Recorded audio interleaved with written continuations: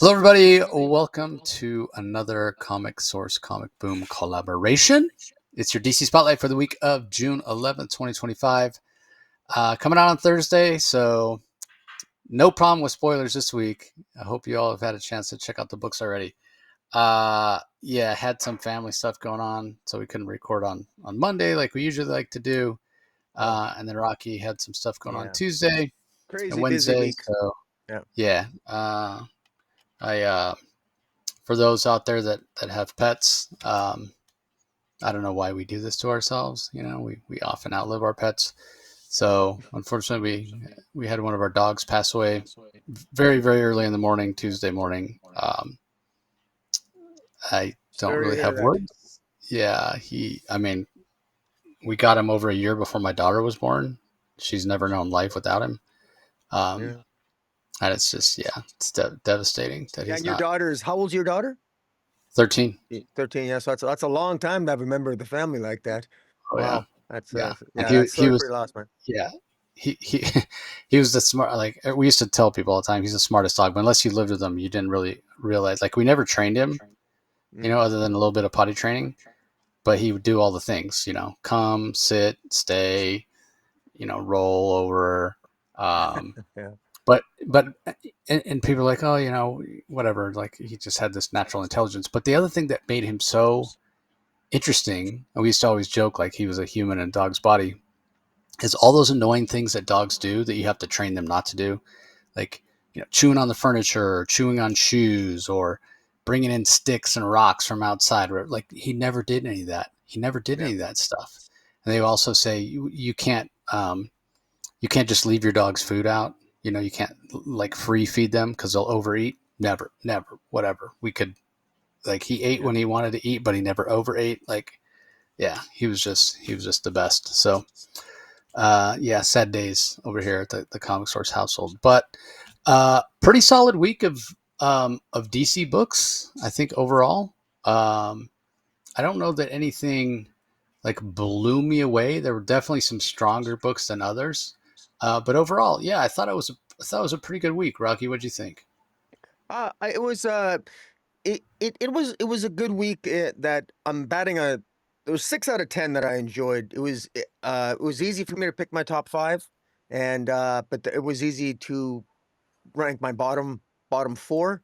But overall, that's still a pretty big win. I mean, God, there's a lot of comics out there, man. When I can say that over half, I'm putting a smile on my face. That's pretty damn good. And DC, God bless them, they continue to entertain me. So that's all I want. Yeah, and I'm just looking over our top list right now, and yeah, there's for the most part we're lining up pretty good this week with the same. We have 4 out of the 5.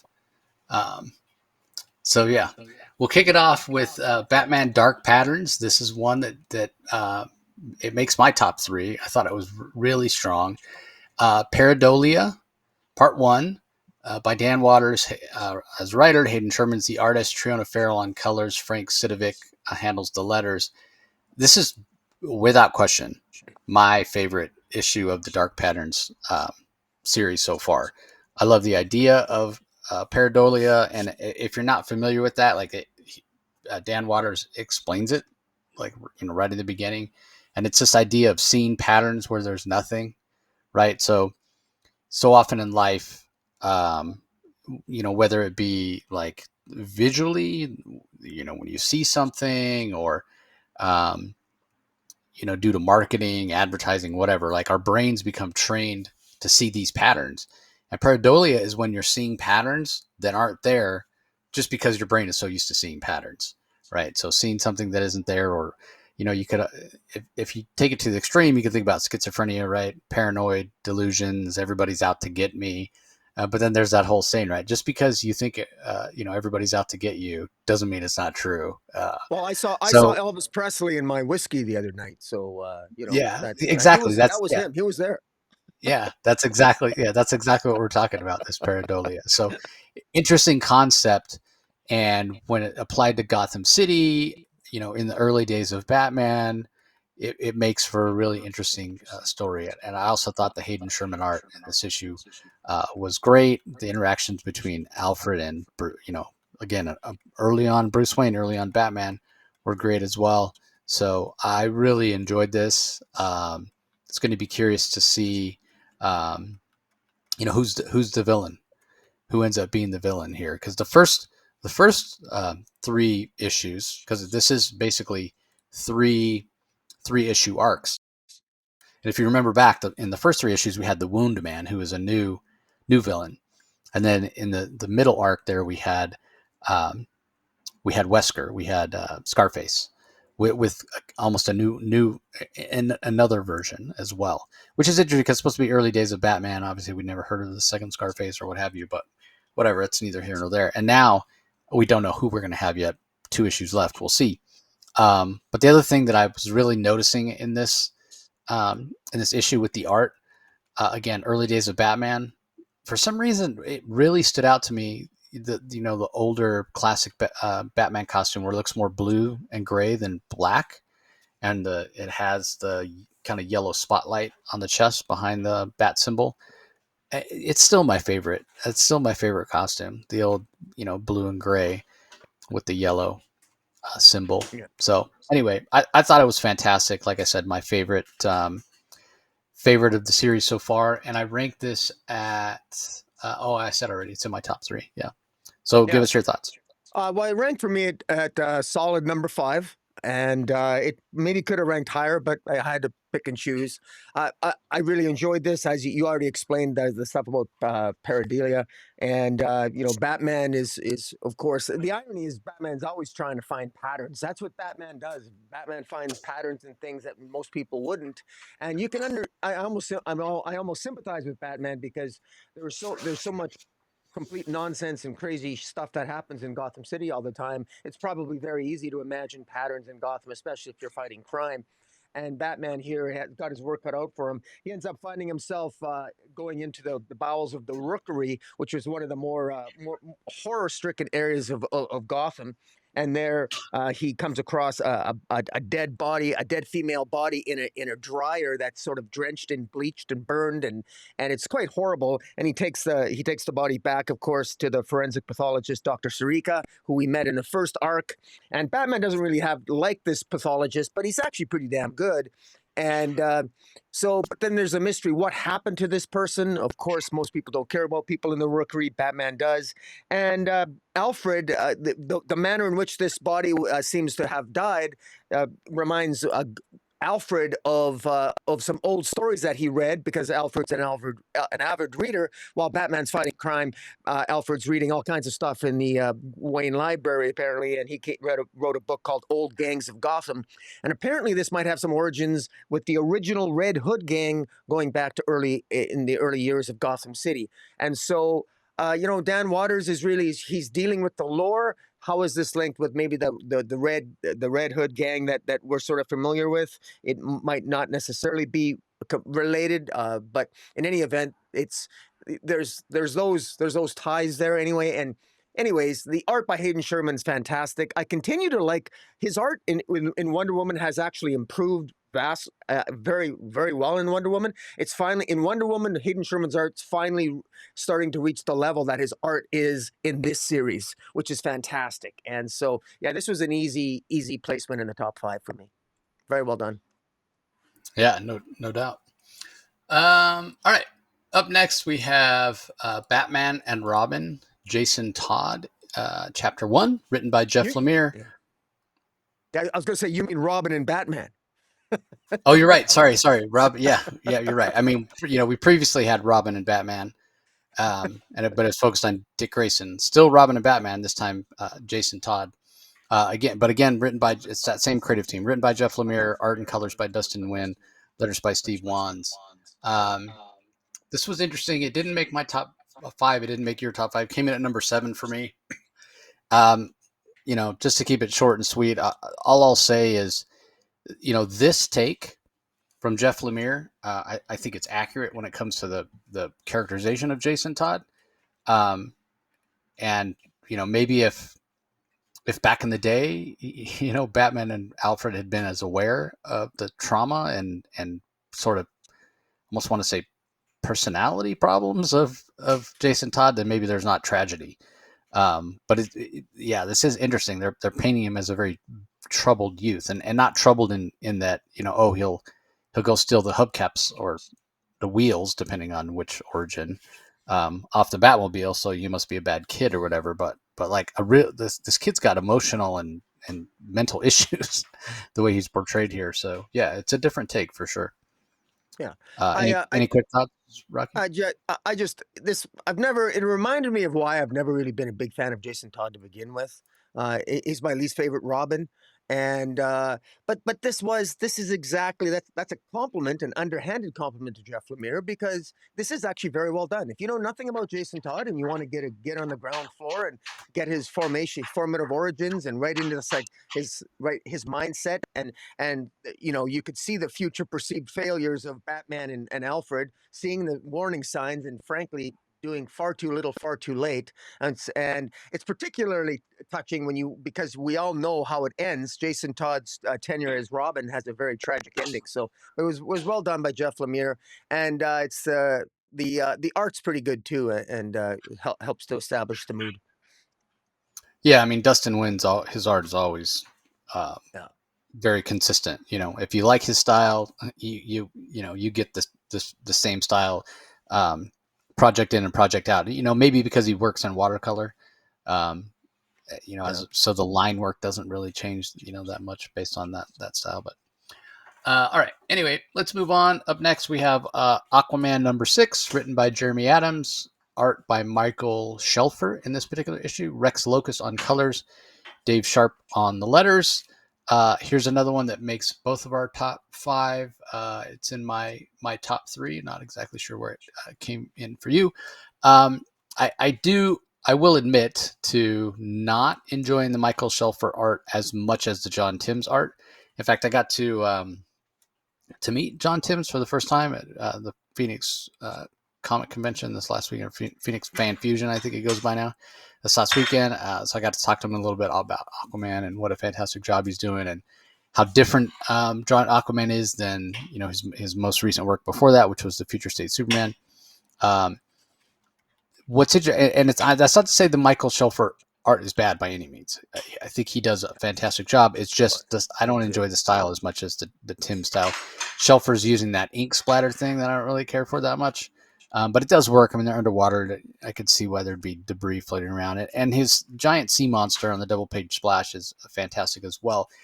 And it's interesting when he draws Aquaman specifically, it's almost like he's using a cleaner style than everything else in the book, which makes Aquaman stand out. So I did appreciate that. Um, but yeah, the way he drew a lot of the other characters, I didn't enjoy as much. Vivian, Lady of the Lake, especially. But you know, overall, he's got a good, strong sense of storytelling, and the level of action that's going on in this book is absolutely fantastic. I continue to really enjoy the characterization um, that Jeremy Adams is giving Aquaman.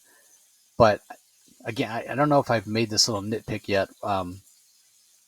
Typically, in an Aquaman book, you don't have as large of a supporting cast as we have here. Um, you know, issue in and issue out on a consistent basis. Yeah, Mira's around. Jackson Hyde maybe, kind of the subjects, the royal guard or whatever, that are in Atlantis. But again, they sort of come and go. In this, he's teamed up with Captain Nemo and Orion, Lord of Atlantis, and Vivian, um, and so it's almost, and so much action has been happening. Because one of the things I was looking forward to about this series was Jeremy, the last time he was on to talk about it, was like, we're going to get something beyond just the stoic Aquaman personification and characterization that we've had in the past, and we have gotten more characterization. But like, I selfishly want more, even more. Like, I want Jeremy to really flesh out Arthur's personality, and we haven't necessarily seen that yet. And that might just be a product of the pacing of the story, because again, there's been so much action, um, that we really haven't had a chance to really see Arthur make decisions or whatever. It's almost like the situation he finds himself in, he's constantly having to react and be reactive rather than proactive. So that that may change in subsequent arcs or even later in this arc. So we'll have to wait and see. But yeah, I continue to really, really enjoy this book, and I'll let Rocky talk about when so they're traveling. They're trying to find the Atlantis, which apparently has been stolen by Dagon in some way, and Mira as well. Now Aquaman's on 100% that Dagon has Mira. We know, as the readers, we know that he has Mira and apparently is torturing her.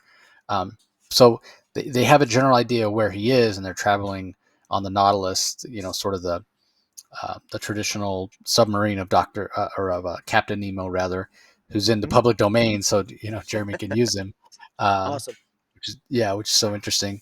But they sort of stop at kind of the last outpost, where they can refuel before they're going to travel to where they think Dagon is, and they find that there's some gods there and they're infected and there's a battle, but there's an artifact there, where they're holding something prisoner, and I'll let Rocky talk about it. But um, I I did really enjoy that idea of that. Like, immediately when you say, "Oh, this is the last outpost," I'm thinking of, again, because I live in Phoenix, but from California, so I do that drive back and forth once in a while.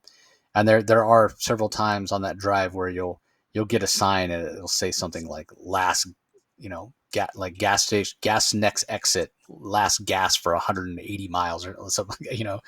Letting people know, like, hey, if you don't stop here, you got to make sure you have enough gas to get to the next place. And that's what that reminded me of when it said this outpost. It's like the last outpost before the frontier or whatever. So it was really cool. But anyway, really enjoyed this issue. As I've come to expect from Jeremy, just yeah, great storytelling. So, what do you think about it? I really enjoyed it. I particularly love the ending, and it's awesome. Fantastic misdirection for the ending because I mean how they I mean these dead these I mean it end this the actual issue starts off with Dagon killing all these basically different various kinds of different aquatic and seafaring gods, killed by Dagon, a leader or king of the blue, which permeates and flows through the universe, and of course he's got we know he has Mira captive, and then there's Aquaman with Orion, Captain Nemo, and the Lady of the Lake, Vivian, traveling to try to free Mira, and they end up in a situation where all these dead gods are actually encapsulated in this like kind of like glorified vase, and the only way to defeat them was to basically, I guess, essentially suck the water out of them, or manipulate the water in some capacity, which you think Aquaman's doing it because we know that Aquaman has Mira's powers, but it ends up somebody else managed to help them and save them from these dead sea gods that were killed by Dagon, and it's none other than, and I don't even know if I want to spoil it, but spoiler alert, if you don't want to know, turn away. But we got Zan the Wonder Twin, which is such a Jeremy Adams thing to do, which is awesome because why the hell hasn't Zan been a guest star in an Aquaman comic in the past? I mean, come on. He's obviously, I mean, you think about his power set, the Wonder Twins themselves. I mean, of course, Zan should be in an Aquaman comic. What on earth is he doing here amongst the blue? Is he a victim of Dagon? What's Zan doing here? Where's his sister? Uh, we don't know, but it's a hell of a cliffhanger, and great job by Jeremy Adams for some pretty good misdirection. Because I thought this final page was going to be a sexy, big titted, awesome looking Mira, but no, we had Zan the Wonder Twin. So even though it's my Pyrian fanboy interests weren't satisfied, it is my I have to admit, it's still cool seeing Zan because the last time I saw him, he was Green Lantern had put him in a blender in the DCV Vampire series, and didn't he didn't fare too well. So maybe he'll fare a little bit better under Jeremy Adams scripts. But good comic. Yeah, I mean, I love it. It's like activate water in the form of bleep. Like, what are we talking? Like, what? Um, Uh, so yeah, it was so much fun to see him, and the idea of they open the artifact and they're like, oh, it's just some type of water. I mean, they're in water, but this is a different type of water. Like, so yeah, so interesting, so fun. So anyway, up next we have Fire and Ice When Hell Freezes Over. We're up to issue number 3. Didn't make either of our top five came in at number 11 for me. Not to say I didn't enjoy it, but just a little bit of a transitional issue. And, there wasn't really anything of note other than with Fire and Ice, still inhabiting each other's body, and then getting down to hell and being confronted by Beefeater, who kind of, died under their watch in the first volume of Fire and Ice, when they were trying to put a team together, and a team of villains that purported to want to reform themselves, redeem themselves, and turned out Beefeater was lying. That wasn't the case, and he ended up dying. So now he has a chance for revenge, I guess. But yeah, so I mean, and the Stephen Byrne art is fantastic as well. So Yeah. anything to add, I, Rocky? well, it came in at number 8 for me. I continue to enjoy the humor. Joanne Sarah always manages to always sort of like I enjoy her writing. I think her dialogue is crisp and clear, and I thought Stephen Burns' arts is really good. And so this, it just never made my top 5, but I thought it was entertaining for what it is. I'm actually enjoying this more than the first volume, if I'm honest. I'm enjoying this second volume more. And so maybe it's just because it's grown on me. Because I still have this fixation on. I love what Tom King did with Fire and Ice in the Human Target series that he did, which is sort of out of continuity. So I still like them as femme fatales. I like that sort of out of continuity iteration. But Joanne Starr she makes this work for herself, and I actually like the idea of them switching bodies, which is kind of cool. So. And and this is the second time we see Demon the Etrigan, or the Etrigan Demon, the Demon Etrigan. This is the first of 2 comics we'll see him in this week. Yeah, yeah. I didn't give the credits. I should do that quickly. So you mentioned Joanne Starr. She handles the script. Stephen Byrne on the art. Tamara Bonvillain doing the colors, which is interesting because a lot of times Stephen does his own colors, and then Ariana Mare on letters. So yeah, if you're so inclined, I enjoyed the first series, but I think you're right. I think this one, I think I'm enjoying this one slightly more. So anyway, up next, the one book that's in my top 5 that's not in yours. It comes in at number 4 for me, I think. Yeah, number 4. It's Action Comics number 1087. It's written by Mark Waid. Fantastic art by Skylar Patridge. Colors by Yvonne Placencia. Letters by Steve Wands. Before I give my critique, anything quickly that you want to mention, Rocky? About this came in at number 7 for me, and I uh, I like what Mark Wade's did. Mark Wade has done. Mark Wade continues to do something with the with basically reminding us that Superman had a career as Superboy, and I like what he's doing. That he's telling us he's retelling stories of Superman as a boy, and again with the modern day takes and updating them and giving the new just given the new modern era, and he's doing a really good job here. And this story is an example of that. I thought it was well done. I thought it was good natured, good hearted. It was very easy to read. It reminded me of the sort of tales that were in Superman Family back in the 80s. He continues to do that, so it tickles my fancy a bit. And yeah, it's not bad, but just never made my top 5. So, what do you think? Yeah, I loved it. Getting this take, and Mark, you talked about this on the WonderCon panel, which I wrote a long article about. You can find over on LRM Online, um, along with teases for what was to come with the Summer of Superman and Superman Unlimited, which we're getting from Dan Slott. But a couple of things here. First of all, Ma Kent, Pa Kent, and Clark as a team trying to figure out, okay, we know he has these powers, we know these incredible things he can do. How do we make sure that he uses his powers in the best way? He doesn't hurt himself, he doesn't hurt other people. Like, how's this all going to work? How's he going to keep his identity a secret? Like, I love that that's sort of glossed over, right? When you think about it, he shows up in Action Comics, and I know we're going way back to the Golden Age, and not the most sophisticated storytelling, but a lot of that glossed over when we talk about more modern takes and more modern sort of complex storytelling. You have to answer those questions, and in a lot of ways this hasn't been explored before. So that's fantastic. Leave it to Mark Waid, right, to find a corner of the Superman mythos that actually hasn't been explored. Like, how did they actually come up with the costume? How did they come up with the ideas of how to use the powers, keep the secret identity, or what have you. So uh, we start off in current time, and Superman is at this science expo, and he's remembering back to when he took a trip to Metropolis with his parents to see the science expo of tomorrow. And it was the first time that he revealed himself as Superboy, because he's there, and somebody attacks, and he's sort of forced to use his powers.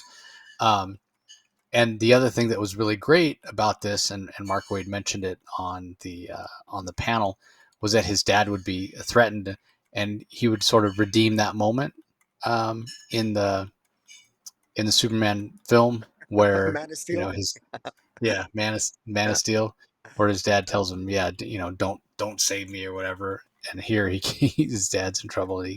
Yeah. He jumps to the rescue. So, yeah, really fantastic. Really loved it. But this is very much an inexperienced Superman, and you see him kind of getting his butt kicked, and he's got to sort of figure it out. So, um, going back to this idea of just because he has the powers and he has the abilities doesn't mean he knows how to use them. That's what this story is, right? Him figuring out how to use the powers, how to keep people safe, and all that sort of stuff. And then Waid throws in a wrinkle at the end. The last couple of pages, there's a guy who I think he's in Metropolis, but it's not 100% clear where he might be. And he's basically watching the news saying, yeah, this terrorist attacked the Metropolis Expo, and there was this red and blue costume boy that saved bystanders. He's protecting the innocent, and this guy's like, he wasn't protecting people. He's out of control, unacceptable. That won't do, new boy. That won't do at all. And we see the guy start to fly up. So, what is this? Another Kryptonian? Is it like he's calling Superman boy? Like, who is this guy? So I'm really, really curious to see who it might be. And he flies up. And the last scene we get from Skylar Patridge, this guy's flying toward the moon, and all we do is see him in silhouette. But the moon's there, so Yeah. like, is that a hint of who it might be? Like, I mean, I have no idea. I have actually no idea who Yeah. this guy Could is. be maybe could it be a younger version of Martian Manhunter or something? Maybe, or I don't know. Yeah, it could. Yeah, perhaps I, Martian I, Manhunter. I mean, yeah. I mean, my first thought was, similar to the Dan Jurgens series, Lois and Clark, where it was the Superman and Lois from pre Rebirth, um, and leaning into the Convergence story and what have you, where they had a kid and had a baby already. Um, mm, so is this a Superman from an alternate reality or different time, different Earth, whatever? I don't know. Really, really don't know. But I'm very curious to find out. And in case I didn't mention it, the Skylar Patridge art, absolutely fantastic. He does such a great job. And we also see General Lane for the first time, being tasked with basically investigating Superman. And we know that he doesn't necessarily get along with Superman, so this could be the beginnings of that animosity, and find out what that's about as well. So anyway, really, really great issue. Really, really enjoyed it. So, all right, okay. up next. Well, and I've been, um, the main cover by, I should say, by Skylar Patridge is fantastic as well. I think it's my favorite out of all of them. Although there is a David Teleski variant with him and Crypto, which is fantastic as well. There's a 1 in 25 variant from Skylar where Superman is looking in the mirror at his costume for the first time, which is cool as well. So anyway, moving on. Up next, it's the book, the one that's in your top 5 that's not in mine. Um, I actually, Really? yeah, Wow. yeah, yeah. I actually ranked it at number 8 for me. Woohoo. So relatively low. It's Absolute Batman number 9. Um, Scott Snyder's the writer, Nick Dragotta on art, Frank Martin on colors, Clayton Cowell on letters. Abomination, it's called. And I've thought about, like, when I was going to do my rankings, and I saw how far, like, I just started ranking. Sometimes I start with what I enjoyed the least, and then I go to what I enjoyed the most. This time I happened, okay, what I was pretty sure I knew what my first one was. So then I started ranking from the top down, And I didn't even realize that I wasn't like I got to 8 and it was an absolute Batman. I was like, oh, it's not even in my top 5. Like I enjoyed. There were 7 other books I enjoyed more than Absolute Batman this week. So then I was thinking, I was trying to figure out why, because for the most part, I've really been digging the absolute titles and the all-in initiative, publishing initiative the DC's doing. So I was trying to analyze like what is it about Batman? I think I think it's fallen down to the bottom of my list of absolute titles that I'm enjoying. Um, and I was trying to pin that down. Like, why is that the case? Oh wow. And I think what it comes down to is, for me, again, it's totally subjective. For me, I think that it feels the least different. It feels the least different from like the main universe Batman. Bruce himself is different, a little bit, and he doesn't have all the money and what have you. But that hasn't really factored in because, I mean, this issue is a perfect example. Like, he's able to do what he wants to do. He's able to get where he needs to get, and he ends up fighting who? Bane. And yeah, it's a different Bane, but so we've had Scarecrow, we've had Black Mask, now we have Bane. Like, it's all the same stuff, as opposed to, um, and I get that this different version of Bane, but when you talk about like Absolute Superman, for example, he's his main villain so far. We've seen Brainiac show up, classic Superman villain for sure, but Ra's al Ghul is his main villain. And yes, we've seen the Rogues in Flash, but they're wildly different, and we don't really necessarily have a big bad there yet. Abin Sur, who was the hero that made Hal Jordan the Green Lantern, is the bad guy in Absolute Green Lantern. Not sure who exactly the bad guy is in Martian Manhunter. Um, a Wonder Woman, she's fighting against gods and monsters, so that's kind of the same as well. But she's pretty different, having been raised in hell as opposed to Themyscira, Paradise Island. But with Batman, it's like Gotham City definitely feels the same, um, and this has been a different Batman. Now, a wildly different Alfred that we've had in Absolute Batman, and I really enjoyed the issues with Alfred. Are probably my, when I sat down and thought about it, I realized the issues with Alfred as this like secret agent, those are my favorite issues, because it is giving us something that's new. But I mean, I'm already sort of burnt out on Batman. Like, he's not hasn't been my favorite character, never has been my favorite character. I've enjoyed him more and less at various times in my sort of comic reading years, but yeah, us covering all the DC stuff, we're over 5 years now on doing the weekly DC stuff. So I've read a lot of Batman over that last 5 years, and this is just another Batman title. It's not feeling fresh like it was at the beginning. So anyway, for something not in my top 5, I talked about it way too long. But I just wanted to explain, because I'm sure there's a lot of people out there going, "What? How do you not have this in your top 5?" Um, yeah, it's again just burn out a little bit on Batman, and this isn't feeling new and different like the rest of the Absolute lines are, or issues, series titles, whatever. Anyway, it's in your top. Give us your thoughts. Yeah, it's in my top 3, and, I just don't, it still feels fresh and new to me. It's the exact opposite. Although, I think my focus, what I enjoyed most about this issue wasn't so much Bane, because you could see that Bane is Bane. I mean, this Bane is different. This Bane is actually very powerful and arguably a better fighter than Batman, even without the venom, and so he's an extremely talented fighter. And he's bigger than Batman, and Batman is already big. Absolute Batman is a huge bodybuilder, and Bane makes him look like a gnat. I mean, it's incredible. But what I like, and why it still feels different to me, is the characterization. I mean, Bane only shows up at the end. Well, Bane shows up at the beginning, so that's how. And we know he's a very powerful and cruel and sadistic villain who's undoubtedly probably working possibly for JK Holdings, with the JK Corporation that's building Arc M, and maybe is the Joker and what have you. So I'm the connections are there, or at least the dots are there to be connected. And maybe I'm not connecting them correctly, but the hints are there anyway. And I love the characterization. We see Selena Kyle for the first time, and we know that Bruce has been sleeping with Selena. We see flashbacks of his relationship with Waylon, and we know that Waylon Clayface was kidnapped last issue, and he's being held at Arkham. And I love how Pennyworth, Alfred meets the gang, meets all of Bruce's friends for the first time. We see Bruce Wayne's frustration as they're because he's pissed off. He's relentless. He spent 2 weeks just fighting crime in Gotham, so much so that Alfred even says in the narration that they ran out of ambulances at one of the nights because he was just absolutely relentless in looking for Waylon.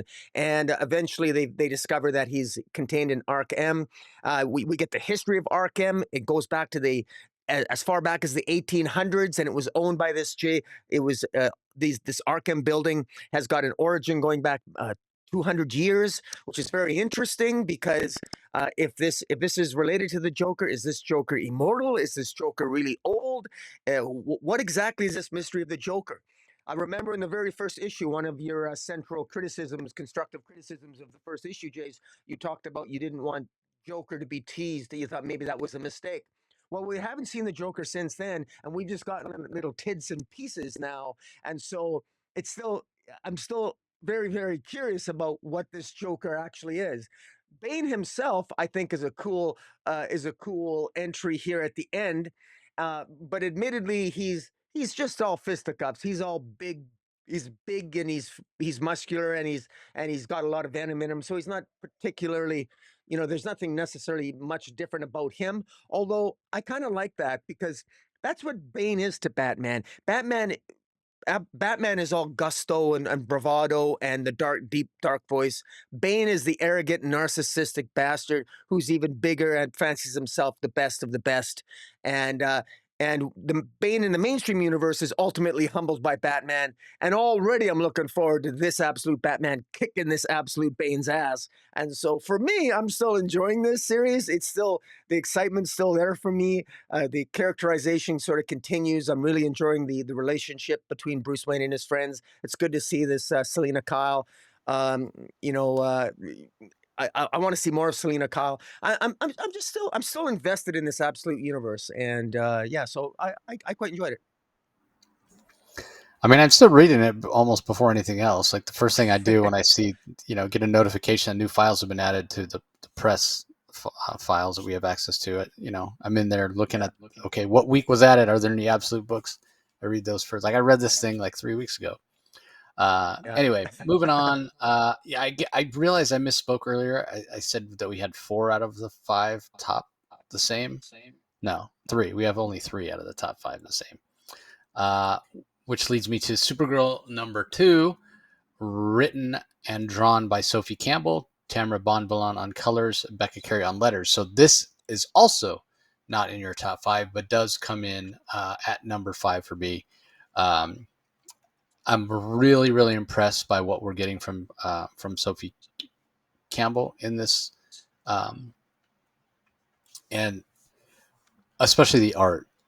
It's sort of a medium line weight, maybe a little bit thicker than I might usually enjoy, but the overall aesthetic, the costume design, the camera angles, the panel layouts on the individual pages, all of that is so fun and interesting, and changes from page to page that yeah, and also the colors. Got to give a lot of credit to the colors from Tamara Bonvillain. They're really bright and primary, and it really suits the story. Also, the fact that it wasn't one of these situations as we've had in the recent past where they drug the mystery out of who this imposter Supergirl is or was for a long time. It all comes to light in this particular issue, even for the citizens of Midvale, and so I appreciate that as well. If I have any nitpick, and this isn't necessarily on Campbell, because it's more on DC editorial, where it seems like they've aged up and de-aged Supergirl so many times at this point. It's like, wait, who, what, we. This does feel like a younger Supergirl than we've seen in recent issues where she's shown up as a guest star in various Superman titles. But I'm sort of okay with that because you know, the age that Supergirl is, here doesn't come right out and say it, but we get this feeling of her being a young woman, and she doesn't have the huge level of confidence that she's going to gain later in life, and that provides some really great fertile ground for storytelling, um, and for her to be relatable for younger readers, especially younger female readers. So I think that, again, Sophie Campbell's doing a fantastic job. I'm surprised how much I like this take on Supergirl, and I absolutely loved being able to see a lot of her classic costumes. Some of these costumes I forgot even existed, and oh my god, she's had some really horrible costumes in the past. Um, there was even a comment, I think, at one point, like, how does that costume stay on? Like, I think about her. I think it was the one in the '70s, right, where she wore during when she was a member of the Legion of Superheroes for the first time, where it has like a bunch of side cutouts on it. Um, yeah, it's all sorts of terrible, but uh, anyway, I really enjoyed it. Anything to add? I know it didn't make your Uh, top five. But No, I put it in at number 8 for me. It's just I I 100% agree with you on the bright colors. The color works really great, and the art is very I find it very stylistic, but it works, and I think for a particular demographic, I think it's the type of story that you want, even though it's not it's kind of consistent with continuity. It is. Because the story, there's two Supergirls. The imposter Supergirl is a girl named Candy who actually somehow escaped from the bottle city of Kandor and just fancies herself obsessed with Supergirl and thinks that she can be a better Supergirl. So that explains her power. She gets powers under the Yellow Sun, and she goes to Midvale and takes over Linda Danvers slash Supergirl's life. And so it's not like it's the storytelling is very straightforward, but it's there's a fun element to it, which is exactly it's clearly what was intended, and and the art is good. The art is good. It's just a different style for me. But that doesn't mean it's not good. It is entertaining. It reads well. I should make a comment too. Lena Luthor shows up in here. Lena Luthor. The last time we saw her, she was sort of crying, fleeing the scene, leaving Mercy, like she was in the pages of Superman. I guess she ends up here. She looks different, even her but her hairstyle seems a little different. Maybe she's starting a new life. But in any event, it's so every with a little bit of creative headcanon and imagination, it's easy to make this all fit into the past continuities, And with the aging and de-aging now, let's face it, if editorial doesn't care if Cy Spurrier ages up kids or Bendis ages up someone randomly, I mean, they're not gonna they're gonna start, we might as well give up expecting any kind of consistency on ages. And as long as the stories are good and entertaining, I suppose we don't care. yeah, that's fair enough. All right, next book, not in either of our top five. It's Trinity, Daughter of Wonder Woman, issue number one. Now we knew this was coming for a while, based on the backups that we had in the Wonder Woman series, and that's the same creative team that's getting back together here with Tom King handling the writing, Belen Ortega on art, colors by Alejandro Sanchez, and letters by Clayton Cowles. So this came in at number 10 for me. Um, Partly boosted up, and I almost put it at 9 just for the fact that there's the super corgis. We get to see the super corgis show up again. Uh, Obviously, dogs are near and dear to my heart right now, especially. Um, but I can kind of sum this up quickly because I don't want to spend a lot of time on it. It's not on our top five. I do not like Trinity as a character. I don't know that I'm supposed to like her. She's not very likable. Now, when she's the littlest version, because this story, and again, this was told in the solicit, so it's not necessarily spoiling anything, that we were going to get Trinity at 3 different ages teaming up with herself to solve a crisis in time or what have you. So the littlest Trinity is not she's not unlikable, but she is sort of annoying.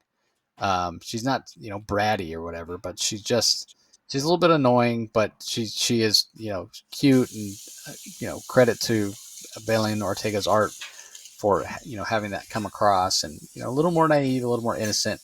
And I like her well enough. I can take her in small doses. I would hate to be John or Damien having to babysit her. The other two older um, Trinities that come across as like super arrogant and think they know it all, whatever. They're super unlikable.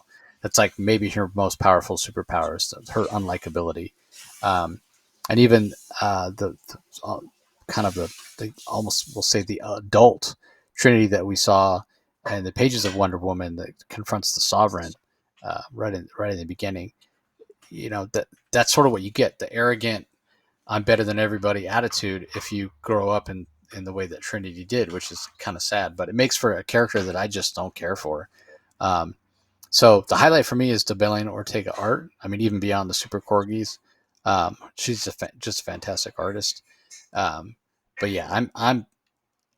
It's going to be a real surprise to me if something can turn me around on Trinity because I just flat out don't like the character. So, anything to add quickly, Rocky?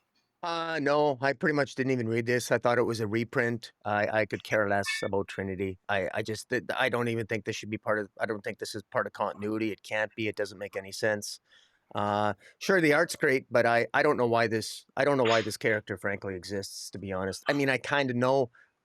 Yes, I know, but it's just this is a mistake. But that's my own editorial comment. But no, I'm not a fan of the character, and I've got no interest in this character, and it doesn't serve Wonder Woman mythology as far as I'm concerned. And you know, she's the daughter of Wonder Woman. She'll never be the daughter of Steve Trevor. That would mean to acknowledge fatherhood. We can't do that. And Well, yeah, that is sort of the point of the story. Like that's how it all starts. Is the young Trinity steals a time bubble, and she's like, or she's so the young Trinity is very sad because she never had a chance to meet her father, and the middle age, the teen Trinity shows up. Hey, I thought I remembered back to this moment where I was on the swing in the backyard at Wayne Manor, and I was super, super sad, and so I thought I'd come and cheer myself up. She steals a time bubble and goes and does that, and then um, they sort of have a disagreement, and they're not sure what to do, so they decide, hey, we'll travel into the future when we know more stuff because we're had more life experience as a Trinity, as a person, and then we'll know what to do. And so they do that, and then um, the oldest Trinity is like, what are you guys doing? You're going to screw up time.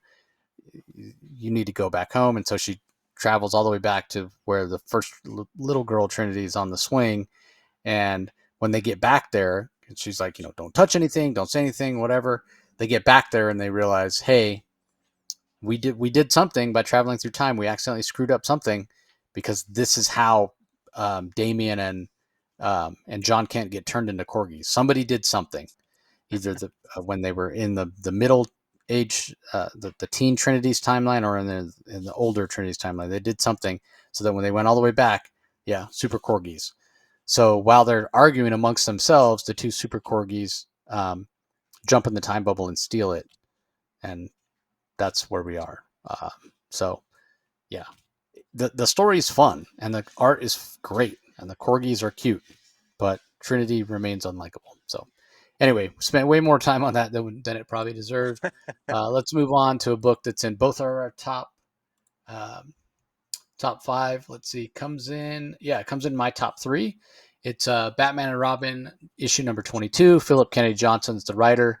Javi Fernandez, as has been the case throughout this arc since Phillip Kennedy's jumped on, Javi Fernandez handles the majority of the artwork, and then Carmine Di Giandomenico handles the pages where we flash back to the time when Bruce was in London and being trained under a very intelligent detective that worked for Scotland Yard called Atticus Bligh. So this is Gotham Cycle Part 3. The art's great. Love that the flashback is a different style, but it's close enough to Fernandez's style that it's not jarring. We've um, we've commented several times on this run about what a fantastic job the relationship between Bruce and Damian and fleshing that out, the tension there by Phillip Kennedy Johnson.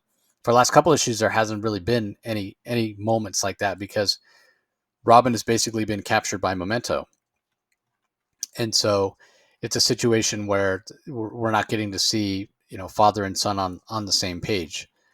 But that's not to say that we're not getting some great character work with Bruce, teaming up with the the girl that he was actually studying with under Professor Bly. And I mentioned it, previously, how it was very surprising to me that this detective, this female detective, Lautrec, wasn't catching on that Bruce was Batman. Well, it just took us a little bit for that reveal to be made. Not only does she know, I think first name is Rachel, if I'm not mistaken, Rachel Lautrec. But anyway, not only does she know, she's always known. She says to Bruce, and this, she makes a comment to him um, that lets Batman know that yes, I know who you are. I know that you're, yeah, the boy that trained with me or whatever. Yeah. Um, Young and, Jack. yeah, young Jack, because she says, "Fine, you tell me then. When you saw Memento in those power station all those years ago, young Jack, did he look human to you?" And Batman kind of grits his teeth, and he's surprised. And I love it. She goes, "You must think I'm the biggest fool alive." She's like, "When I first heard about Batman, I wondered." So she knew, like, even back then when he first showed up as Batman, when he first started uh, basically his career as Batman, she already suspected that, hey, that kid that I trained with. Now she doesn't necessarily know he's Bruce Wayne or whatever, but she knows Batman is that kid that teenager that was training with her under Atticus Bly. So yeah, she's Catherine Lautrec. That's her name. But she's a fantastic character. I love it. I love the interaction that she has and it's almost like because she knew him before he was Batman, if you know what I mean, and kind of maybe saw him in a different way. That she kind of calls him on his shit. You know what I mean? Um, and so, she's like, I trust Robin more than I trust you. And, um, you're going to do what I say now. We need to go and try to find him. The other thing that I really enjoyed, that we saw Batman interact with some kind of some orphans, some street kids, which you kind of wonder, like, dude, you have all this money, you're gonna let these kids live on the street, but at the same time, maybe that's what they want to do. Anyway, he in this version of Batman that Phillip Kennedy Johnson is giving us, it's intimated that, yeah, these are kids that Batman busted a couple years ago um, trying to break in on stuff or whatever, steal whatever they were doing, breaking the law. And rather than turn them in, he cut them a break and he checks in on them from time to time and he calls them his irregulars and he sort of uses them as an information network. And that feels so much like a callback to like 70s or late 70s, early 80s Batman. I really, really love that idea. So, he kind of set them loose to try to track down Memento. Memento's going to be in, older part of Gotham that's hidden and what have you. And meanwhile, the lead that Batman and Catherine Lautrec are following is the fact that Memento speaks in rhyme, and they think about who they know that speaks in rhyme that has supernatural tie-ins, because they're beginning to think that Memento has supernatural tie-ins as well, being that it seems like he's been around for a long time. He's committed these serial crimes in different countries. We're getting clues that he's more like an entity rather than an individual person, and he basically um, possess, in a way like a demon would possess somebody, possesses somebody's body. Like, I think the term they use is he's wearing a human body like we would wear clothes. So this is being fleshed out, and it feels like a really great villain, specifically for Batman, that other writers will be able to pick up and use later on. So, like, again, it's not a surprise because he's so good at it, but the world building um, that Phillip Kennedy Johnson is doing here is just top notch. Now, when it comes to Batman, he doesn't really need to have his world built out any more than it already is in terms of Gotham City and Bruce Wayne, and like so much has been added or whatever. It almost feels overstuffed at this point. But but the story building, the delving into Batman's past, when he was training abroad as young Jack or whatever, like just the way the story is built, it's so rich and full and so many different angles. The art's fantastic. Like this is, I talked about not really enjoying Absolute Batman because to me it doesn't feel fresh. This feels fresh. This feels fresh, but at the same time bringing in classic elements that I like. As I mentioned, those irregulars. It feels like late 70s, early 80s. So yeah, this is without question and it's not close. This is without question my favorite Batman title is coming out right now. Just Mm. absolutely fantastic. So what do you think of it? I thought it was really good, and just to build on your comments, I think what Philip Kennedy Johnson, what I'm enjoying about this his Batman and Robin run, is he's improved upon the way he's built this mythology surrounding this Memento character. He's done so in a way that feels it's. I find it easier to get into the story, and I compare it to how I had a more difficult time getting into his I enjoyed his Superman run with Mongol, but then there was the Orgon, the god and the mythology that he went too far into that in his Superman run, and it sort of lost me a little bit.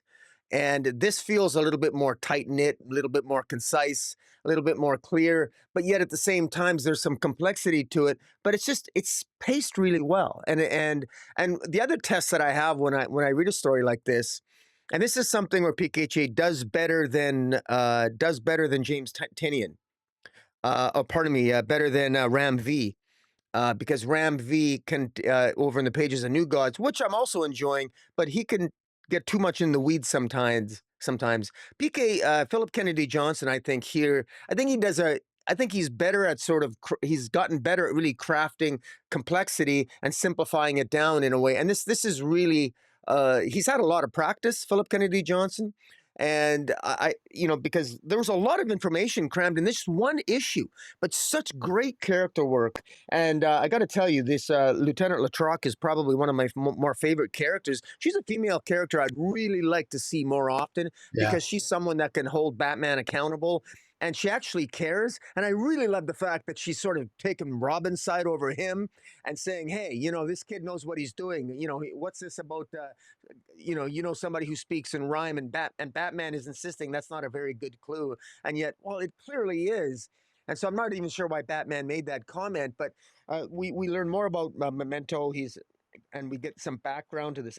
The Crow brothers and Elder Crow ultimately became maybe this monster that became Memento, and with the Irregulars, discovering so a callback to No Man's Land, a city that sort of in No Man's Land and sort of in the earthquake sort of got buried underground, and so it's just once again adding to the lore and the mystique and the horrors of Gotham, and in terms of what it contains. And anyways, just very very well done. And the two to have two artists on this, it works so well with the flashbacks and the present day. And it's this is absolutely, it easily made my top three as well. Yeah, I agree with you on Lautrec. I'd love to see more of her. It'd be great if she joined the Gotham City Police Department, so we got to see a little bit more of her. So, Yeah. all right, moving on. Up next, we have DC versus Vampires: World War V, issue number 9. Main story written by Matthew Rosenberg, art by Otto Schmidt, Perluigi Castellino as the colorist, Tom Napolitano on letters, and then there's a backup story written by Cecil Castellucci. Marley Zarcone is the artist, Marisa Louise on colors, Lucas Gattoni on letters. Um, I this yeah, I was telling Rocky before we started recording. For me personally, I feel like the story's starting to drag a little bit. So this didn't make my top 5 at all. I think it came in. Let's see, it comes in at a number 9 for me, but it did make your top 5. So give us your thoughts. Well, it made my top three actually. Oh wow, And yeah, no, I really like this. I've been absolutely loving this series. And let's see here. Uh, Um, yeah, and things are ramping up. This is issue 10. This is going to go 12 issues. We're heading to a final battle between the vampires and the humans were fighting each other, and Darkseid interrupted it because Darkseid decides to attack the planet Earth, and of course he that forces the vampire heroes and villains to fight the human villains and heroes, and then the new gods have entered the fray. And what this entire issue is just more, for me, just more entertaining as hell. Good character work, more good interactions. I particularly love Ra's al Ghul as Batman, Alfred as Green Lantern, with a baby dead man strapped to his chest, and as they're talking to Black, as they're basically uh, talking to Black Alice, and uh, meanwhile all the heroes are the new gods and the heroes and the villains, they want to battle Darkseid, only to find out that they've been completely misled and betrayed, that the new gods are actually on the side of Darkseid, which I think is a real cool idea, being that Darkseid hinted at it in earlier issues in his comments about when he reminded Highfather of, are you sure that you want to do this? Think about what you're doing. Yes, you as the new gods always fight me, Darkseid, but are you sure you want to do this? Think about who you're allying yourself with. These are, this is a new freakish kind of life form. That's what he's hinting at. These are my own words, my own interpretation, but it's something that, yeah, it would appear as if the new gods are going to betray the vampires and the heroes of Earth, because they're seen as a threat, and because the vampires here, they're not alive nor are they dead. There's something in between. They're not life. They're not anti-life, and maybe they're a wild card that the new gods aren't comfortable with, nor Darkseid, and so they want to eradicate them. At least that's what it appears in this issue. Black Alice is found. She has no powers, but Black Alice's central power set is that she absorbs the powers of others, or she can absorb them, and she absorbs the powers of Clarion the Witch Boy. And after which, Robin kills Clarion, and uh, uh, and then Black Alice sort of freaks out, saying, "I don't even know if this actually works, but that's just Robin for you." I love. This is Damien at his darkest. This is Ra's al Ghul at his most sarcastic, and this is Alfred at his is quite a humorous Alfred as well. And we even got some good deadpanning from Deadman himself as a taking over the life form of the baby that is the chosen one. And then at the end of this issue 10 of this 12 issue series, we get some serious. We get another massive twist where Scot Free, whose son is the chosen one, is supposedly killed by Darkseid. Now, I don't believe that he's actually dead, because I think of Mr. Miracle. I think he can always escape. But there was a blood splatter when Darkseid squished him in his hand. So I don't know. I don't know if Mr. Miracle is still alive or not. But ultimately, Supergirl and a lot of the heroes escape because the new gods and Darkseid attacked them, and so, but Supergirl and some of the other heroes escape to fight another day. But there's only 2 issues left, and I'm not sure exactly how they're going to defeat him, because Orion had basically said the only one that could possibly defeat Darkseid was Mr. Miracle, Scot Free himself. But with Scot Free now dead, and the new gods and Darkseid battling what remains of the vampires and the heroes on Earth, they really do seem down in the dumps, so to speak. So the only hope, I would imagine, is if hopefully Scot Free is still alive, but we'll have to wait and see. But I've been really enjoying this. I think maybe I'm enjoying it just because I find it easy to get into the story. It's all in its own continuity. I've collected the whole series and I enjoy it, and I think the art is very suitable. The art's been consistent. We've had this pretty much the same artist in every single issue from the very beginning, even in the first volume going into this volume, and so it actually feels it's something that I really enjoy reading. It reminds me, it has the consistency of an injustice, and I kind of like the concept, and I like Matthew Rosenberg. I'm not always a fan of Matthew Rosenberg's style of storytelling, but I like that in this particular series, he's sort of let loose, and I think it feels to me like he's having a lot of fun, and he's putting a smile on my face with a lot of these scenes here. So, yeah, good stuff. And hey, man, I'm not getting enough Darkseid in the Absolute universe yet. I know that's to come, but it's nice to see this Absolute. It's nice to see this one iteration of Darkseid here. It's still kind of cool to watch. to read about. So Yeah, I really doubt whether Mr. Miracle's still alive. Like, I mean, it's pretty obvious. Like, it's squished and his blood pops out. Like, it's Mr. Miracle, right? So you ah, never want to say never. He escaped somehow, but he'd have oodles and oodles of blood, like yeah. somehow squirt out through his hand, whatever.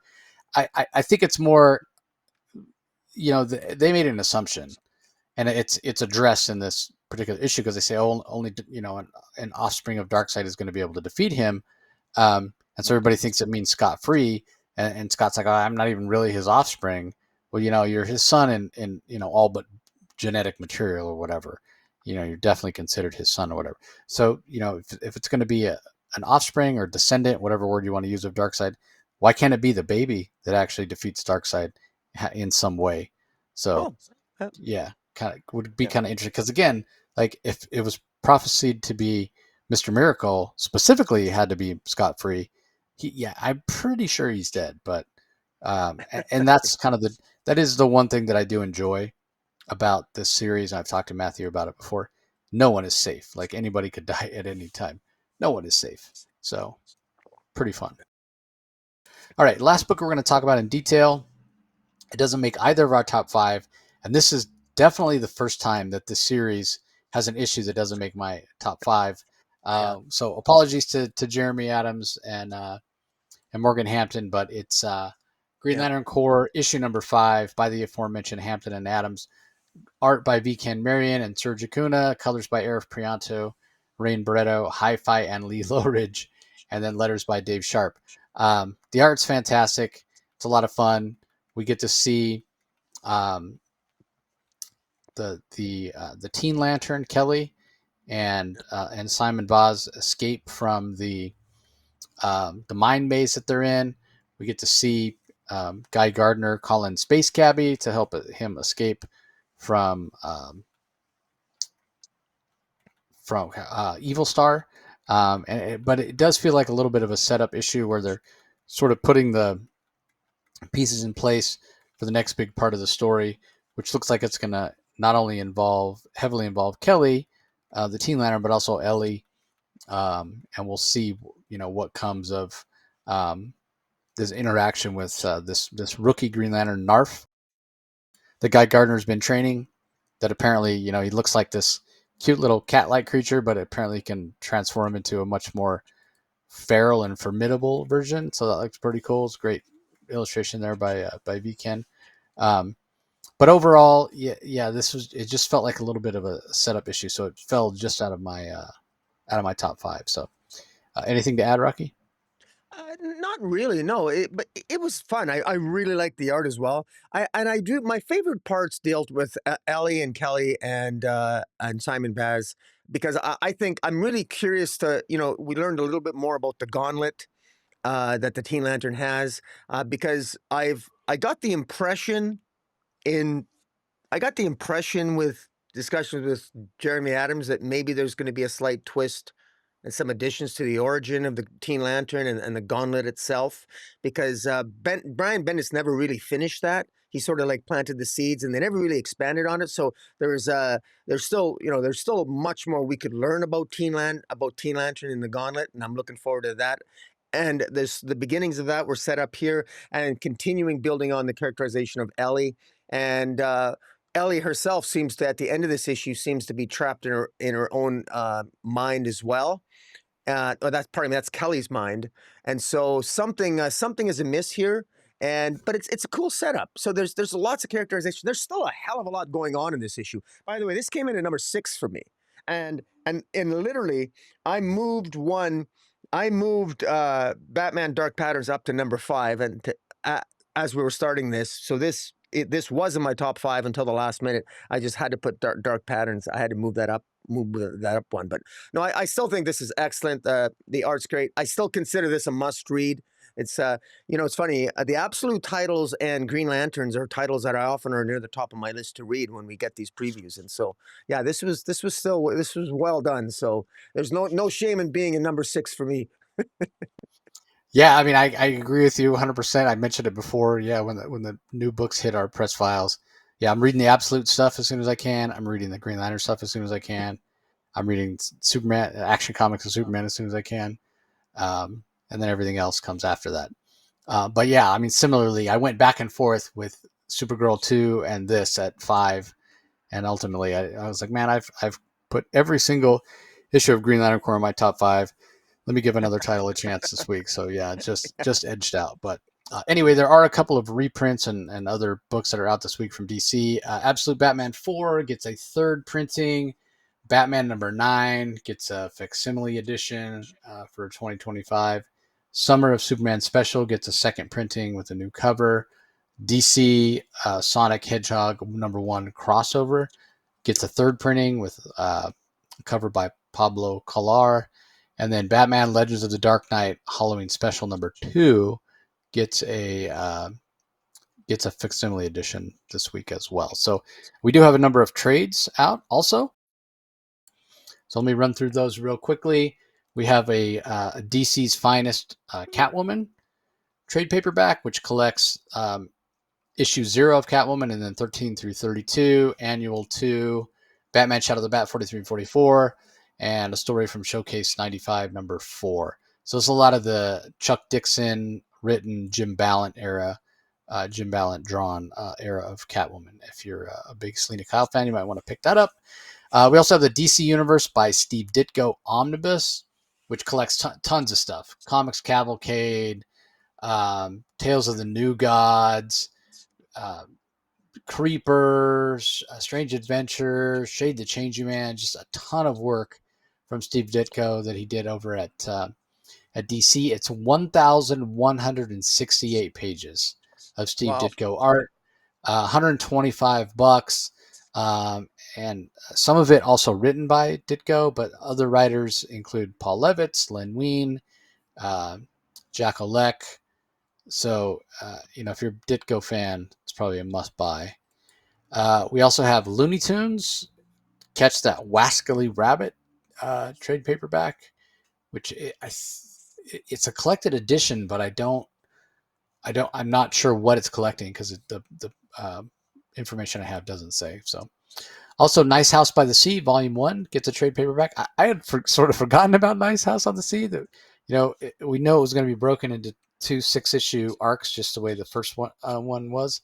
But I don't remember the 6th issue ending in any sort of like satisfying ending at all. Like just like, okay, this is issue 6, it just leads into issue 7, but we get a big break in between. But this is a chance for anybody who hasn't been reading it to catch up.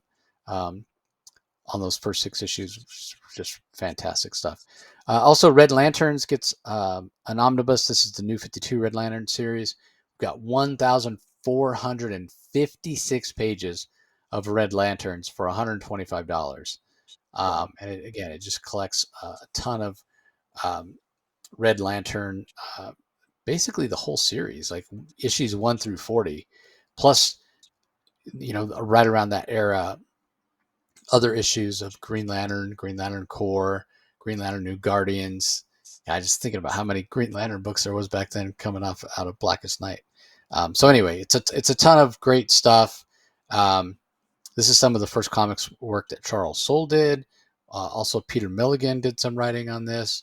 We've got Jim Calafiore on art, Alessandro Vitti, Miguel Sepulveda, Robert Venditti.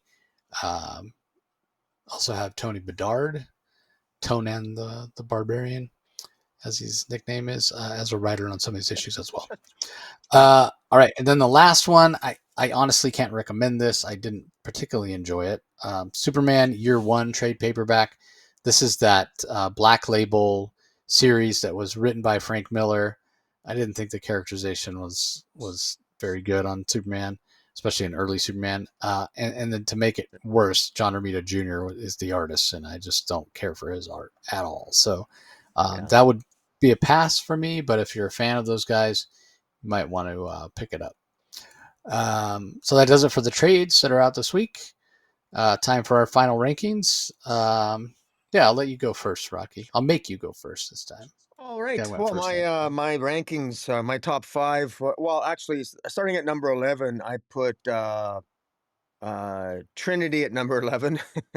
10 was Robin and Batman, Jason Todd. 9 was Supergirl 2. 8 was Fire and Ice. 7 was Action Comics. 6 was Green Lantern Corps. 5 was Dark Patterns. 4 was Aquaman 6. 3 was Batman and Robin 22. Number 2 was Absolute Batman number 9. And coming in at number 1, because I enjoyed the hell out of it, was DC v Vampires number 10. Is I I Wow.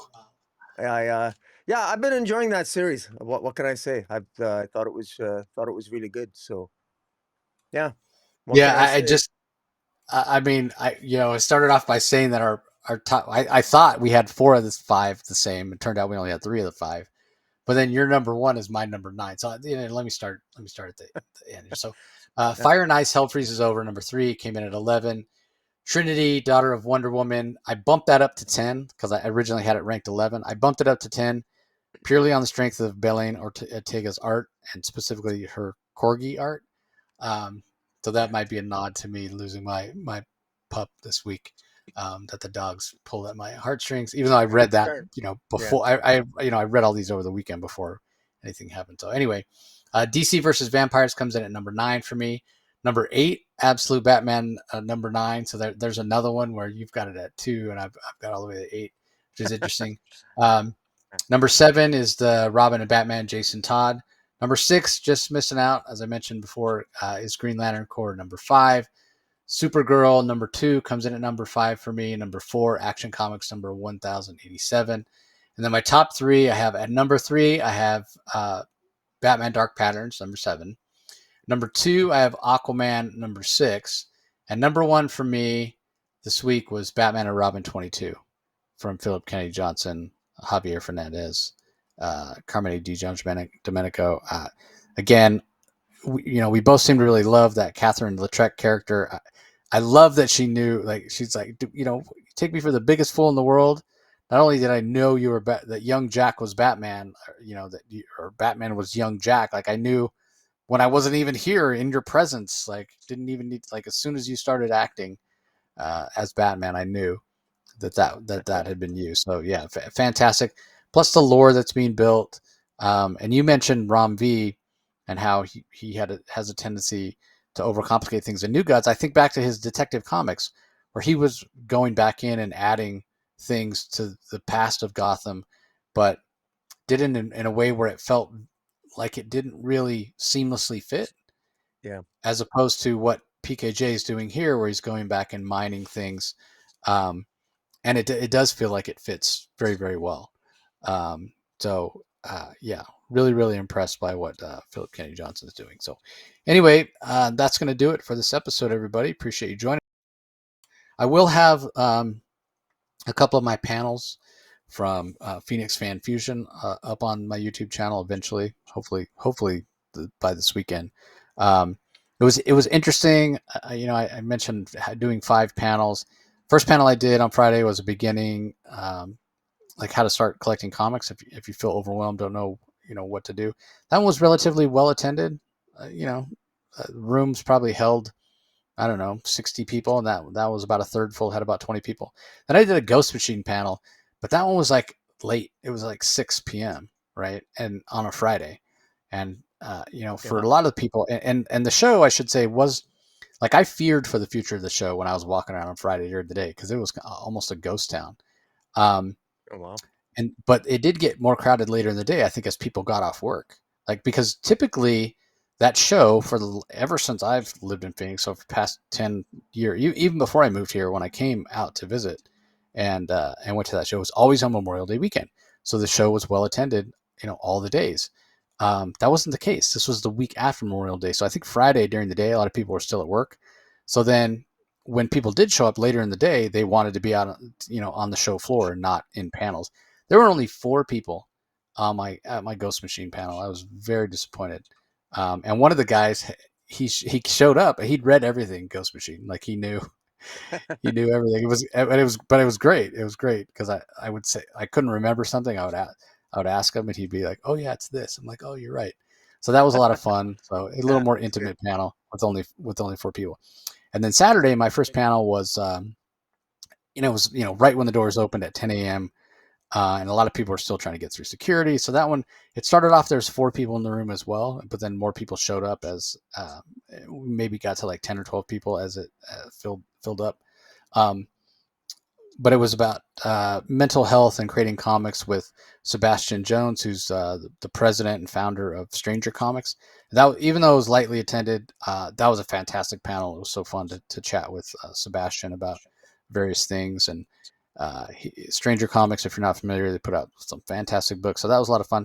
And then my next panel, a few hours later, was Daredevil panel, comparing some different eras of Daredevil, specifically Born Again as a story, Guardian Devil as a story, and then No Fear as a story, which is the first of the Chip Zdarsky run. And that one was almost full, so I probably had like 50 people. And then the last panel of the day that I did was X-Men Eras, which was the one we were supposed to do last year, Rocky, when we were hopping trains to try to get there Yeah. on time. And we ended up going to the wrong room and nobody Yeah. showed up because there wasn't a panel in the room. So I didn't end up doing the panel. Yeah. So I fleshed it out a little more and whatever. But that one was packed. Like people were standing in the back. Like there wasn't enough chairs. So Really? that one was packed. So that was really fun. So yeah, all in all, very successful. A lot of people came up to me. I mean, people came up to me after every single one of the panels asking more questions. Even though I did a Q&A, but can't answer every question. People coming up after, and so yeah, it was pretty successful. But the show itself, like Saturday, between the panels when I was walking around, was wall to wall people. Like you couldn't move around. It was packed. And so then I was like, oh, I guess the show is not in trouble. Um, Yeah. and then I didn't even go on Sunday. Like I was so beat from preparing all those panels and all, super hot here this weekend and what have you. So I didn't even go. I was like, maybe I'll go down on Sunday, maybe I won't. And I didn't end up going. But then they did release after a press release that said they'd broken the record. Previous record was in 2016, pre-pandemic, when that show was still on the rise. And I took that with a grain of salt, right? Because the way they count attendance is by people going through the metal detectors. Well, I know that on Saturday I went through that metal detector 4 times because I Mhm. went back to my car to drop stuff off or to get the prizes for the next panel or whatever. So that means I Yeah. got counted 4 times on Saturday. So and other people were leaving and coming back too. So I take it a little bit with a grain of salt because while it was absolutely packed on Saturday, like I said, I don't know what it looked like on Sunday. Friday was a ghost town, and in past years they did a preview night on Thursday for 3 hours as well, and they didn't do that this year. So yeah, I don't know, but from what I heard, people, retailers, which there was fewer comic retailers than ever there this year. Like it's more crafts than anything, stuffed animals and jewelry and uh, Mm. wallets and stickers and that kind of stuff. That seems like what the majority of the stuff is these days. Um, but uh, again, it has potential, and from what and I think if the people running it knew a little better or did a little better, it could become more of a comic show. Because while there wasn't a lot of big name comic creators this year, there was a few. And celebrity wise, they had fantastic celebrities. Like Hayden Christensen was there. He was probably the biggest name, but then all the Hobbits were there. Vincent D'Onofrio was there. Kingpin. So there were, you know, a lot of big name celebrities that were there for autographs and photo ops and that sort of thing. But yeah, from what I understand from vendors and from the comic creators and artist alley, um, that they did well in terms of sales, both Friday and Saturday. I don't know about Sunday because again I To wasn't hear. there. So Yeah. yeah, so good to hear for them. And there were no incidents, other than I did see I saw a lady on Saturday that had two. Speaking of corgis, she had two corgis. They're both on leashes, and they had these vests on that said they were service animals. Now I don't know everything about service animals, but I know you don't train corgis to be service animals. They wouldn't make very good service animals. They're only like 2 inches off the ground. And I also don't know what she had fed them, but they had a little bit of a poo lake, I would say, on the floor, and you could tell she'd gotten a huge wad of paper towels, and I tried to clean it up, but Mm. it was insufficient to the task because there was still a giant puddle, and people were taking a wide berth around it. That was the only incident I heard of to speak of, which really, that's just the call of nature. and the dogs probably got into something they shouldn't have been eating, based on that. But yeah, other than that, it seemed to have gone off without a hitch, and it was a lot of fun. And those panels. And what occurred to me is that, I mean, so many people enjoyed those panels that I'm like, I should probably present those panels at some other shows as well, right? Because like typically it's like, all right, if I'm going to do this panel at this show, then the next year I want to do a different panel. I don't want to do the same one. Um, but it's like if I'm doing a different show, like if I'm doing, if I do the Phoenix show, then why not do the same panel at LA Comic Con about Daredevil and about X-Men or what have you? So I may do that. I may not. We'll see. Yeah. But anyway, yeah, it was a good show. But then obviously coming home to a dog that was in distress wasn't fun, and um, yeah, he started having a little bit of trouble breathing on Sunday. We made a vet appointment. We're like, all right, let's see how he's on Monday. Monday morning, woke up, it was the same. Made a vet appointment. And he was supposed to go to the vet Tuesday morning, and then, before we even had a chance to take him down there, he passed away. But 14 years old, he had a really good run. Just a Nice. fantastic goodest boy. So he will be missed here in the Comic Source household. But anyway, any last thoughts before we sign off here, Rocky? Well, as busy as I was this week, I'm starting to feel the vibes because I'm booked for San Diego, so I'm starting to get the San Diego excitement because to cross it off my bucket list, and I confirmed I'll be having a second guy coming with me as well. So we're excited here to get down to San Diego and have some fun this year, and so I'm starting to get excited. So it's going to be a good summer. Yeah, but I just talked to my sister that lives in San Diego yesterday, and she's never been, even though she's lived in San Diego for years. So she was asking me, she's like, I would like to just go and like kind of wander and look at the artwork. And she's a professional photographer. I was like, I can get you a badge if you want to go just like on Sunday. That'd be the best day to just wander. I was like, a lot of the exclusives will be sold out by then, and not all the comic creators are there, and the other talent, a lot of them skip Sunday, they leave after Saturday, but you don't care about any of that stuff. And she's like, no, if you can get me a badge. So yeah, she's going to be hanging out on Sunday a little bit.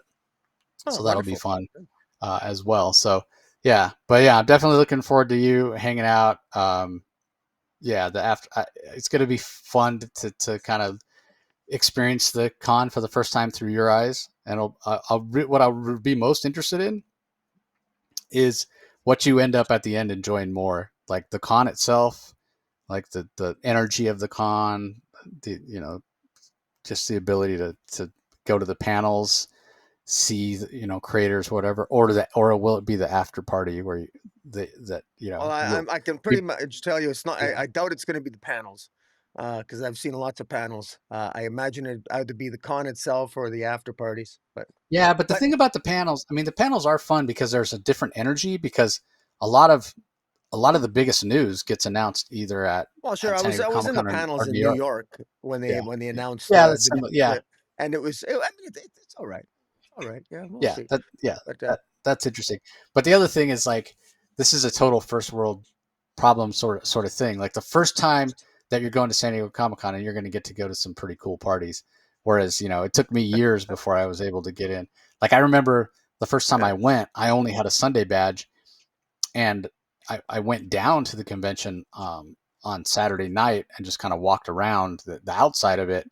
And I wasn't even really aware that there were all these parties going on. Not that I would have been able to necessarily get into them or whatever, yeah, but there was like BarCon that was happening that I could have gone and seen yeah. creators or whatever and talked to them. Um, but yeah, and the other thing is, like, I already have people reaching out. Hey, you're gonna be there? Like, I have so many people like, oh, we got to grab a drink. We got to grab a drink.